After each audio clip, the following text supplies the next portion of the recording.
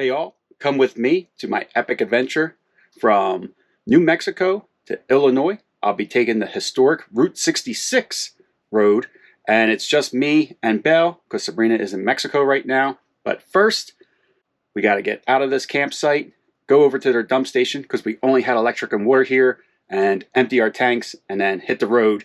And I'm looking at my fuel gauge here. I'm also on E, so there's a gas station across the street. So I am slowly making it to Route 66. Come along with me. So while at the gas station, I'm asked often, just how much fuel does this thing take? How much does it cost? And, obviously the cost is going to vary from state to state.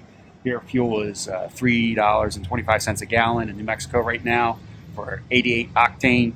It's an 80-gallon tank. You just saw I was on empty, so it's going to take $250 to fill this, and I'll get about 600 miles out of a tank of fuel. So it could be worse. Just arrived at our first stop. This is the New Mexico Route 66 Museum. It's looking pretty empty. I don't even know if this is open, but I'm going to go in and check it out. But before I do, I know it's not going to be pet friendly, and Belle is with me on this trip. So what I'm going to do is I'm going to use our Battleborn batteries here, turn on the air conditioner. It's about 78 degrees outside, but this is a vehicle just like any other vehicle. It does get hot in here quick. So I'm going to turn the AC on for Belle to make sure that she's nice and comfortable. I don't think I'll be in the museum for more than an hour. She'll be okay out here. I'll take her out real quick and let her do her business and stuff like that. And then we'll probably come out here, and I was going to make some lunch. I'm kind of hungry. I was thinking about making a lunch before I go in, but I'll go in first. It might not even be open. Who knows? And then I'll come back and make some lunch. So let's go check it out. As I head over to this museum too, I'll talk a little bit about Belle and safety. We're also using a waggle, which is a monitor to make sure that the RV is staying nice and cool in there for her. If it starts to get too hot, it'll alert me. The other thing I did was, it's kind of hard to tell maybe in this video, but I try to position the RV so that the sun is not on the front dash, because that's where she likes to hang out. Normally we put our Magna shade up, but being that I'm only going to be in here for a little bit, I didn't really think we needed to put the Magna shade up just to sit in this parking lot. Like I said, air conditioner's on. She should be fine. If she's not, the waggle will let me know. So walking into the New Mexico Route 66 Museum, I was greeted by Ken and Jim, who were really nice and provided me with a lot of history that I probably would not have picked up just on my own walking around. As you can see, you got a lot of classic and antique vehicles in here. They also have the largest photograph collection of Route 66. I also really enjoyed seeing some of the old classic signs that were on Route 66, and often they would have a photograph showing where that sign was. You could definitely spend a few hours in this little museum just paging through all the books that they had. I mainly just looked at the photos. They also had these bench seats that came out of an old A&W cafe. I thought A&W cafes were something very new, but apparently they've been around for over 100 years, since 1919. Hey, so that was a lot of fun. I got to chat with Ken and Jim that are working inside that museum, for $5. It's a lot of interesting history, and not just history that you can read inside a museum, but talk to those two fellows in there. They were telling me about the history of barbed wire, and how the history of barbed wire is, I'm going to use this word, intertwined with Route 66. So very cool.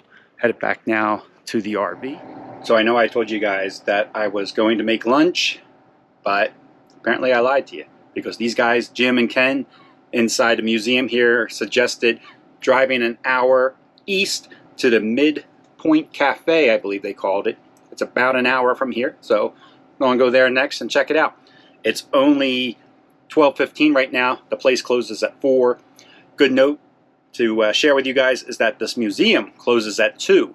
It's only 10 to 2 every day, but Sunday is closed. So if you're planning on coming out here and checking out the museum, which I suggest you do, just know that it does close early, and you want to get here early. You certainly move at a slower pace while going down Route 66. Midpoint was easy enough to find using my GPS, and the folks over at Dreammaker Station allowed me to park in their parking lot. They're located right next door to the Midpoint Cafe. So Entering the cafe, I'm going to be very careful here and just show you photos. The cafe was busy. I don't really like getting people's faces in our videos, so that's why just the photos. I got food to go. I brought the food back to the RV because I know Belle is always patiently waiting to share my meal with her. So here we are back in the RV. We were then back on Route 66 again and headed to our next destination, keeping our fingers crossed that would be as empty as that Route 66 museum was. The museum has me a little spoiled. I thought maybe everything I did today would be empty, but that's not the case. We just arrived at Cadillac Ranch. Belle and I are going to go out to the Cadillac Ranch. It is a little bit crowded. I don't know why I thought I would have the place to myself, but you'll see in a second just how busy it is. I got a can of spray paint with me too. I did look this up. It's totally fine to spray paint these cars that are out here. They want you to spray paint them. There's actually a sign that says, do not spray paint on, this side of the road and, whatever, the other side of the road. They just want you to spray the Cadillacs. But I did notice, like, this whole area over here is also spray painted. And I don't think you're supposed to be spray painting over here. I think it's just the Cadillacs that they want you to spray. So maybe somebody can fact check me on that one. Let's go check it out. So unfortunately, somehow a lot of my video footage got ruined. And I don't have the footage of all the cars lined up to show you just how busy Cadillac Ranch was. You can see a couple people here. But when I pulled up, I'm telling you, the amount of cars that were out there, it was a lot. But here, it doesn't look like that many people. But it was cool. This is something that was on my bucket list for a long time. I've always wanted to see this up close. And I was able to get some really good photos. And I, of course, got a photo of Belle. I just love having Belle out here with me, enjoying the scenery together and letting her explore and me watching her explore. It's been a real treat so far. So overall, I thought the Cadillac Ranch was pretty cool.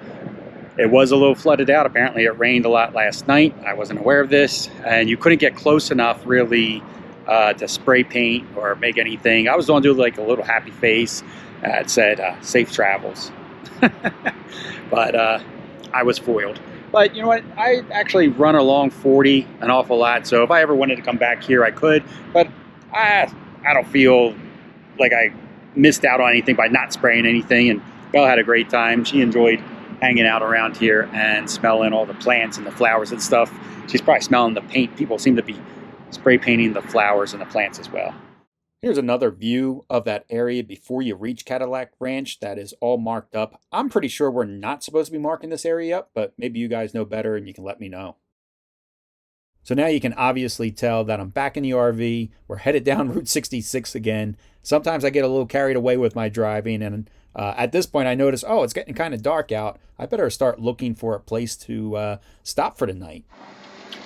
Somehow, I don't know how this happened, but I drove way too far today. We made it to Oklahoma. I left New Mexico at 7 o'clock in the morning, and it is now 8 o'clock at night in Oklahoma. We saw a lot. We did a lot.